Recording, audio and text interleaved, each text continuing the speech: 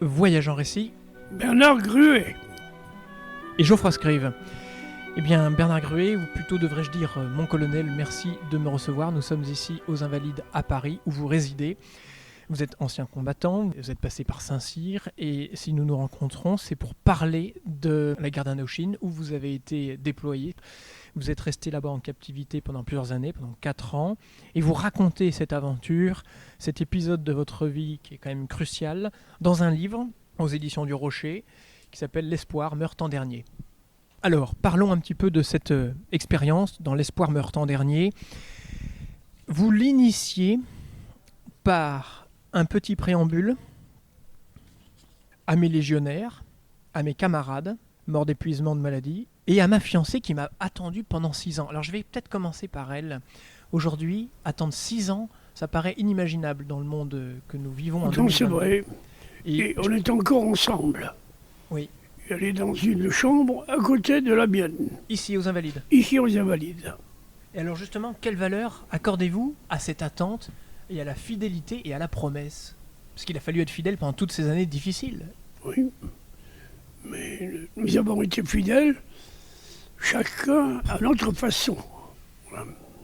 C'est une sacrée expérience quand même. Enfin, Elle est une fille de militaire. Elle comprenait fort bien. Voilà. Oui, donc quelque part elle était préparée. Oui. Et puis vous dites aussi à mes chers petits-fils pour qu'ils apprennent à ne jamais désespérer. Alors l'espérance, est-ce que vous avez un mot aujourd'hui sur l'espérance pour la jeunesse peut-être qui nous écoute? Ça paraît incroyable d'attendre toutes ces années et d'endurer ces 4 ans de captivité. Oui. Mais la vie est faite d'inattendu. Oui. Et c'est pour les préparer aux inattendus que je les invite à lire ce livre. Voilà. Alors justement, on va peut-être les y inviter par cette émission, parce que non seulement on comprend que vous êtes passé par Saint-Cyr, donc l'Indochine, et puis ensuite vous avez travaillé à la DGSE, donc le service d'espionnage, on va dire. Oui. Vous avez été chez Servier, le laboratoire pharmaceutique, Oui. et ensuite à 75 ans, vous vous engagez à suivre les cours de l'école du Louvre. Alors Oui. vous parlez le français, l'anglais, l'allemand, le russe, Le russe. le perse. Oui, le perse. Voilà. Et alors, justement, est-ce que cet intérêt pour une foule de choses parfois très différentes, c'est un trait de caractère chez vous qui vous aide à tout surmonter? Oui, sûrement. Sûrement. En plus de ça, ça répond à une curiosité intellectuelle, si vous voulez. Et jamais assouvi, c'est-à-dire que vous êtes toujours en recherche de quelque chose? Vous Oui, lisez toujours? Toujours. En ce moment, vous lisez quoi, par exemple?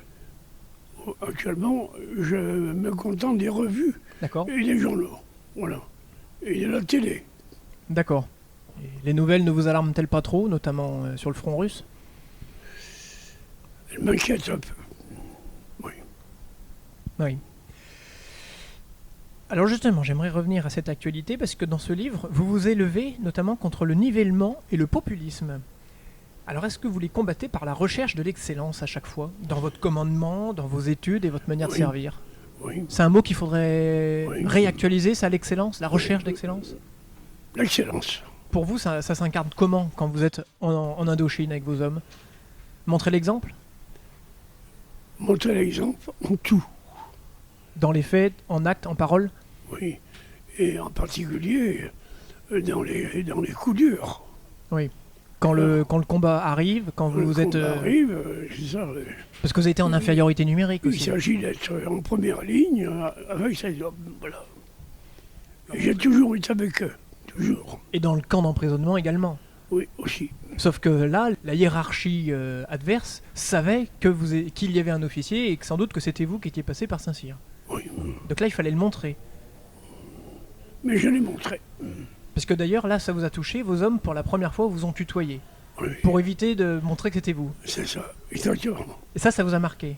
Mais j'ai remarqué parce que c'est une preuve de confiance et de respect Et de respect. Et d'attachement. et d'attachement. Certain. disons. Alors justement, puisqu'on a parlé des langues, je reviens, vous savez, évidemment, le français est votre langue natale, mais l'allemand, l'anglais, le russe, l'arabe, le persan. Alors quel est votre attachement en langue et quel est votre attachement au français en particulier? Je pense à aujourd'hui où il est quand même assez malmené par les incursions, un peu les anglicismes, le wokisme. C'est vrai. Et je trouve ça pitoyable. La langue française est en train de de perdre sa valeur, si vous voulez, qu'elle avait dans le temps. Oui. Et je pense à quelques siècles auparavant, lorsque toute la cour de Catherine II de Russie parlait le français. Oui. Et un très beau français. Voilà. Ça, vous avez dû vous en rendre compte lors justement de votre apprentissage du russe avec Hélène Carrère d'Ancos. Oui, absolument. Quel rapport entretenez-vous encore des rapports avec elle? Non. Non, vous l'avez perdu de vue. Non, actuellement, elle est prise par l'Académie française. Par l'Académie dont elle est. Oui. Mais alors, comment c'était les cours avec elle justement? C'était en quelles années là? En 60. En 60. Et elle vous enseignait le russe? Elle vous apprenait à l'apprendre ou c'était des cours de civilisation? C'était plutôt un cours de civilisation et d'histoire. D'accord. Voilà, et nous avions des professeurs pour apprendre le russe. À quel but apprendre le russe à ce moment-là de votre vie? Moi, j'ai appris le russe parce que j'avais été en Iran. Oui. Et je pensais revenir par la suite comme attaché militaire. Et je me suis rendu compte qu'en Iran, le russe avait toujours une importance, la langue russe. Alors, les Russes ont été en Iran pendant 60 ans aussi. Voilà. Bien. Et c'est pourquoi j'ai appris le russe. Je voulais être complet sur l'Iran. Et finalement, lorsque l'heure de l'affectation est arrivée, on m'a fait comprendre que je serais mieux en Russie. Et on m'a envoyé attaché militaire en Russie. Où ça, en Russie? À Moscou? À Moscou. Et comment avez-vous perçu les différences justement entre le français et le russe? Est-ce que par le russe, vous vous êtes rendu compte qu'ils avaient une autre manière de voir ce monde, en le décrivant d'une autre manière par leur langue que la nôtre? C'est vrai. C'est tout à fait édifiant. Enfin, on comprend un petit peu leur manière de penser par leur... Mais ça fait partie de la vie, ça, de la vie de tous les jours, avec tous les gens qu'on rencontre, qui sont différents. Et j'ai eu la chance dans ma vie de connaître énormément de gens différents, de religions différentes, oui, de races différentes. Et ça ne m'a pas empêché d'avoir des amis partout. Et en Iran, peut-être avez-vous croisé tant des musulmans, que certains chrétiens, que des zoroastriens peut-être? Oui, zoroastriens, bien sûr. Nous avons consacré une émission justement sur le zoroastrisme, sur cette émission, et c'est une religion tout à fait étonnante en Iran. Oui, mais elle persiste. Elle persiste. Une ouverture, une pensée avec une ouverture et une tolérance assez incroyable. Oui. C'était une découverte pour vous en Iran? Vous savez, Zoroastre, c'est un prophète aussi. Oui, Zarathustra. Plus de 1000 ans avant le Christ. Oui. Comme c'est étonnant. Alors justement, l'Iran, je crois que vous êtes encore aujourd'hui le seul officier de cette armée française à avoir fait votre école de guerre en Iran. Oui. Comment était-ce là-bas? C'est tellement différent d'ici. Dans les rapports, la découverte, les sujets abordés? Oui, très différent. C'est-à-dire que l'enseignement à l'école de guerre où j'étais était vraiment un peu du style coranique, si vous voulez. Ah oui. Oui, il y avait un professeur qui récitait pendant des heures. Ah oui, il fallait rester éveillé. Si bien qu'il m'est arrivé de m'endormir. Et mon collègue à côté, Rivière, m'a dit « Écoute, on te parle, on s'adresse à toi. » Effectivement, on me posait une question pour savoir si j'avais bien compris. Oui, donc ça va être cocasse. Alors je vais remonter un petit peu plus dans le temps, parce que donc à la sortie de Saint-Cyr, vous optez pour la Légion étrangère. Oui. À l'époque, quel est votre idéal militaire? Vous l'avez choisi par idéal, la Légion? Oui, pour moi, je voulais le combat. Le combat. Voilà. La Légion paraissait être... Et puis l'armée d'Afrique. Pour moi, l'armée d'Afrique, c'était tout. Voilà. Donc vous partez ainsi dans la Légion, vous vouliez être en Afrique. C'est ainsi qu'on vous retrouve sur la une du match, de Paris Match, en 1950. La vérité sur l'Indochine. Et donc c'est le numéro du 11 novembre 1950. Et on vous voit en photo, vous êtes dessus là? Et non, je ne suis pas là. Mais on voit vos hommes. Oui, c'est ça, sur mes légionnaires.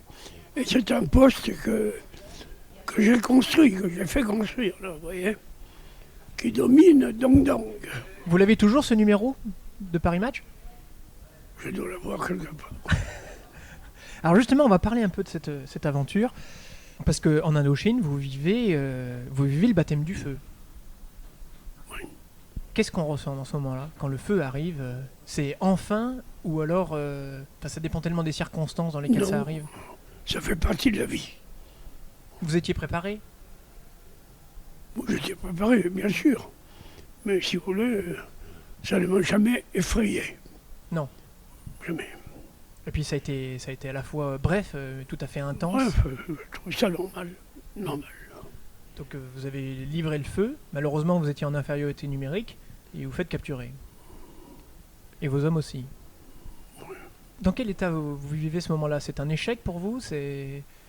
Il faut le surmonter, ça prend du temps? Vous parlez de quel moment, là? Alors je pense, quand vous vous faites bombarder, que vous répondez avec de l'artillerie. Ah, là, nous avons lutté jusqu'au bout. Jusqu'au bout de ce qui était tenable, quoi. Jusqu'au bout, il y en a qui sont morts à mes côtés. Bon. Pas un n'a reculé, pas un. C'est ça qui compte. Oui. Eh oui. Alors vous dites quand même, avant d'y aller, vous dites, j'ai enfin quitté la métropole. Ça, on est à la page 41. Alors je me suis demandé, j'ai enfin quitté la métropole où je laisse tant de souvenirs douloureux, mais aussi un espoir qui va orienter et sauver ma vie pendant les prochaines années.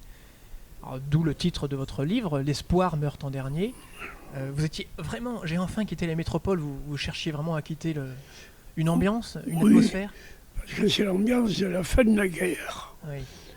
Et à la fin de la guerre, il y a eu des phases très difficiles entre les prétendus résistants qui voulaient juger les prétendus collaborateurs. Bref, ça a été... Une sorte d'épuration, quoi. Ça a été une épuration lamentable. Oui. Lamentable. Oui, donc on comprend... Et c'est ça que je voulais fuir. Parce que je l'ai vu, ça, j'ai vu. Oui. J'ai vu des gens tués, assassinés, alors que c'était des gens qui n'avaient absolument rien à se reprocher. Oui. Ils n'étaient pas communistes. Non. Non, parce que les communistes, là, les purs et durs, vous les verrez en captivité. Là, ils sont là déjà. Oui. Ils sont là parce que tout le sud-ouest, je parle du sud-ouest, le sud-ouest était... Il y avait beaucoup de réfugiés espagnols qui avaient fui Franco. Bien sûr. Et tout ça, ça ne faisait qu'un avec les partis socialistes, communistes. Oui. Donc oui, vous vouliez quitter cette ambiance un peu délétère, Oui. et vous vous retrouvez là-bas, et justement, vous retombez dans votre captivité. Entre soldats. Entre soldats. Sauf que quand vous êtes en captivité, vous n'êtes pas qu'entre soldats. Il y a les soldats adverses, ceux-là avec lesquels vous avez une certaine estime, pour lesquels vous avez une certaine estime, et puis vous avez aussi les commissaires politiques. Alors là, c'est compliqué, les commissaires politiques, Affreux. c'est affreux. Affreux. Et puis vous sentez bien une différence de caste. J'ai connu des Viettes qui étaient extrêmement fréquentables et qui auraient été des amis en temps normal. Oui. Mais le commissaire politique, ça... Vous le dites très bien dans votre livre. On comprend qu'il y a... Vous faites bien la distinction entre les deux. Hein. Et justement, avez-vous recroisé, alors peut-être pas les commissaires politiques, mais les soldats que vous avez eus en face de vous, certains officiers viettes, plus tard, non? Vous avez jamais eu l'occasion d'en... Plus tard? Oui, je sais pas, bien après le conflit, est-ce que vous êtes retourné... Vous êtes jamais retourné là-bas? Non, je ne suis jamais pu retourner. Jamais. Vous auriez eu envie? J'aurais envie. Mais ça m'est tellement changé, si vous voulez. Voilà, je me disais, je ne reconnaîtrais plus rien. Bon, pas la peine. Mais vous auriez peut-être pu reconnaître, je pense à la nature, parce que la nature joue un grand rôle dans ce livre. En fait, vous êtes toujours plein d'allant et plein d'aventures. C'est-à-dire que vous vous dites, il ne faut pas que je reste sans rien faire, et donc vous devenez bûcheron, quelque part. C'est vrai. Et là, j'ai vécu la nature pendant 1 an. Et malgré vos blessures, en plus. Malgré mes blessures, et malgré le Viet qui m'accompagnait avec sa mitraillette, et qui finalement a fini par me la passer pour qu'il puisse traverser à Noël. Voilà. Donc vous avez tenu la mitraillette. C'est vous dire. Et pour autant, il n'était pas possible de s'enfuir. On était entre soldats. Entre soldats. Il y avait donc une fraternité d'armes, si je puis dire. Et avez-vous conservé ce lien une fois revenu en France, avec la nature, avec ses arbres? Parce qu'il y a beaucoup de questions d'arbres dans ce livre. Toujours. J'adore la nature. Voilà. Vous promenez, travaillez dedans, Oui. couper, fendre le bois. Parce que ça, c'est très important. On le voit presque à toutes les pages dans ce livre. Alors par contre, peut-être que le lien avec cette nature vous permettait aussi d'échapper au lien avec votre hiérarchie. Parce que la hiérarchie, parfois... Et en particulier à l'instruction politique. Car les commissaires politiques organisaient des séances d'éducation politique. C'est du bourrage de crâne. Bourrage de crâne, on apprenait que le monde était divisé en deux, il y avait les bons et les méchants. Les bons c'était les communistes, et les méchants c'était les autres, peut-être ça. Enfin, bref.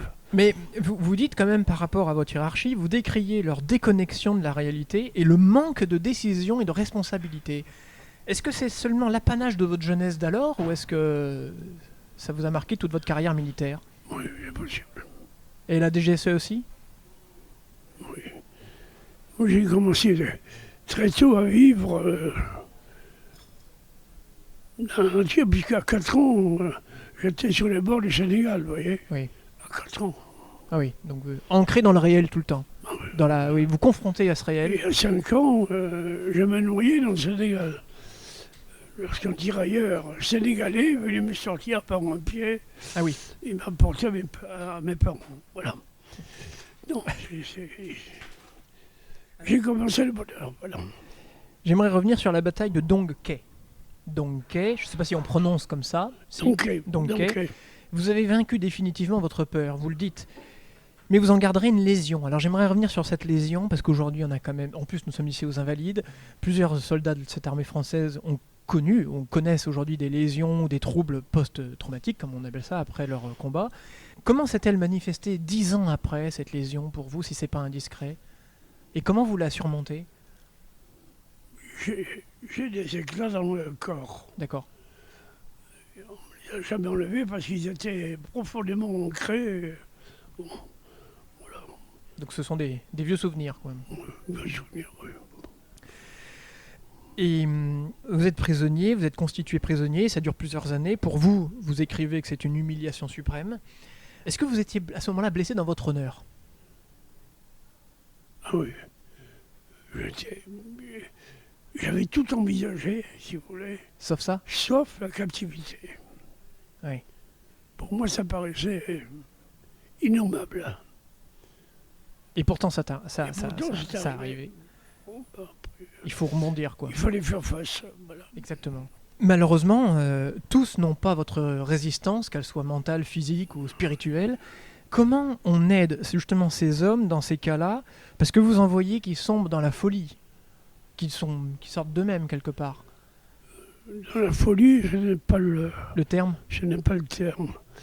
C'est plutôt le laisser aller. Oui, une passivité, une lassitude. Voilà. Oui. Des gens qui ne voulaient plus travailler, par exemple, et qui voulaient se reposer pour être frais lorsqu'ils seraient libérés. Oui. Or, mais oui. Vous ne pouvez pas savoir. Ils sont morts avant. Ils sont morts avant, oui. Je reviens sur l'honneur. Est-ce que cet honneur, est-ce que l'antithèse de cet honneur s'incarne-t-il justement dans les commissaires politiques dont nous avons parlé, contrairement à vos adversaires militaires, qui sont eux des patriotes authentiques? C'était flagrant, quoi. Flagrant. Oui. Ouais, aujourd'hui, on se rend pas compte, mais... Et d'ailleurs, est-ce que vous sentiez qu'entre eux, entre le militaire et le commissaire, ça devait pas être bon ménage? Absolument. Ah oui, ça devait même être difficile, finalement. La preuve, si vous voulez, j'ai vécu un mauvais moment là, lorsque j'étais enfermé pendant 24 heures dans les tabacs buffles. C'est le commissaire politique qui m'y enfermait. Oui. Parce qu'il m'avait soupçonné justement d'avoir volé un poulet. Mais c'est le chef de camp militaire qui m'a ravitaillé en permanence par une trappe dans le plafond. Voilà. Qui m'a même envoyé une couverture pour la nuit. Enfin bref, c'est extraordinaire. Extraordinaire. Alors on va parler un peu de vos hommes. Je ne vais pas retenir tous les noms, mais si je vous dis Molino, le tirailleur, Si je vous dis Van Endern, quand on évoque ces noms, qu'est-ce que vous voyez et qu'est-ce qu'ils incarnent pour vous aujourd'hui? Ce sont des frères. Oui. Van Endern était un Allemand qui avait fait la campagne de France, qui avait fait la campagne d'Italie, le siège de Leningrad, Oui. de Saint-Pétersbourg à l'époque. Oui. Voilà. Bon. Et qui m'a appris 1000 choses. Et puis Bonino, c'était un tireur au fusil mitrailleur. Oui. Qui avait une vie un peu chahutée avant, bref, et qui était un soldat remarquable. Et, si vous voulez, j'ai eu une chance terrible, car je n'ai eu que de bons soldats avec moi, des bons légionnaires. Mais ils ont été aussi bons grâce à vous, quelque part. C'est un duo, c'est un... Je ne sais pas, on était très liés, hein. Très liés. Et ce soldat qui finalement devient l'adjoint du chaman, vous le dites dans un livre. Menendez. On ne sait pas du tout ce qu'il est devenu, lui. Non, on ne sait pas. On ne sait pas. Mais lui aussi, c'était un garçon super qui avait dans les dos un tatouage extraordinaire, c'était la Vierge Marie. Ah oui? En couleur. Dans le dos. Dans le dos, oui. Bon. Elle veillait sur ses arrières. Voilà. Et Menendez, c'était l'espagnol, lui. Et vous le croisez, et vous le recroisez dans un rite funéraire, je crois.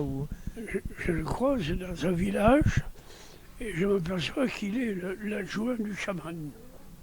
C'est étonnant comme parcours, comme destin. En fait, il était tombé malade près de ce village, et les Viettes l'avaient laissé dans ce village pour le guérir. Et effectivement, il s'est guéri. Et le chaman l'a gardé près de lui. C'est incroyable. Car finalement, lui ne savait pas comment sortir de là. Non. Donc c'était une sorte d'échappatoire pour lui. Ah oui, puis, bon. Et puis vous le perdrez de vue, forcément. Hélas. On sort du conflit d'Indochine, et vous voilà à la DGSE. C'est quand même assez étonnant comme parcours de la Légion à la DGSE. C'est un peu le jour et la nuit, quoi. Oh, oui, il y avait beaucoup de choses, parce que au retour d'Indochine, je suis allé en Iran, j'ai appris le persan. Puis après le persan, j'ai appris le russe, enfin bref. Donc, je pense que c'est à cause de tout ça qu'un jour j'ai été désigné pour la DGSE. Oui, pas le DGSE. Et qu'est-ce que vous avez découvert à la DGSE en termes de fraternité d'armes ou de cultures différentes? Parce qu'on imagine que vous avez été un petit peu partout dans ce monde. Il n'y avait pas de fraternité d'armes. Non, c'était très solitaire. Non, oui, très solitaire. Par contre, ça vous a peut-être donné de découvrir des cultures très diverses et variées. Oui, puis des gens différents. Des gens très très très différents. Oui. Alors, pour finir, parce que j'aimerais bien revenir aussi à cela, si vous permettez, colonel Gruet, c'est qu'est-ce qui vous a motivé à 75 ans à suivre les cours de l'école du Louvre? Mais simplement, j'ai toujours un esprit de recherche permanent. Curiosité. Curiosité, j'avais beaucoup voyagé et j'étais très attaché à la culture du Moyen-Orient, en particulier la culture iranienne, voire zoroastrienne. Tout ça, ça m'a beaucoup intéressé. Et j'ai continué à travailler dans ce domaine-là. Oui, donc le zoroastrisme, donc on a le dieu Ahura Mazda, reconnu comme le premier monothéisme par Zarathustra. Bien sûr. Évidemment. Donc, et ça a duré jusqu'à quand, cette école du Louvre? C'était combien d'années? 11 ans. Ah, 11 ans quand même. Oui. Ah oui, tout de même. Avec des diplômes et tout, vous avez passé des examens? J'ai passé mes 3 ans. Oui. Et 3 ans d'entrée, si vous voulez, où il fallait passer ces examens pour être admis dans le Louvre. Oui. Et c'est à partir de là que j'ai pu choisir le genre d'études que je voulais. Voilà. Ah oui. Et j'ai beaucoup voyagé. Et c'était passionnant. Alors pour finir, parce que nous arrivons au terme de cette émission, mon colonel, vous finissez votre ouvrage en rappelant la responsabilité envers vos hommes et le fait d'avoir placé votre honneur dans votre rôle d'officier. Est-ce que la notion de responsabilité vous semble en perdition aujourd'hui? Oui, Et l'honneur avec? oui, mais pas dans l'armée. Hein. Non, en général dans la société dans laquelle nous sommes. Oui, dans la société, oui. À cause de l'individualisme? Individualisme, oui, c'est certain. Et, l'égoïsme extraordinaire, si vous voulez, que je n'ai jamais connu ailleurs. Et quelle est votre espérance en la matière, justement? Un mot que vous voudriez dire aux jeunes qui nous écoutent et qui sont peut-être intéressés pour rentrer dans l'armée? Il faut entrer dans l'armée pour y faire son devoir et montrer l'exemple aux hommes. Voilà. Il n'y a que ça. Il n'y a que ça. Et ça construit. Ça fortifie un homme. Absolument. Merci, mon colonel. Merci à vous.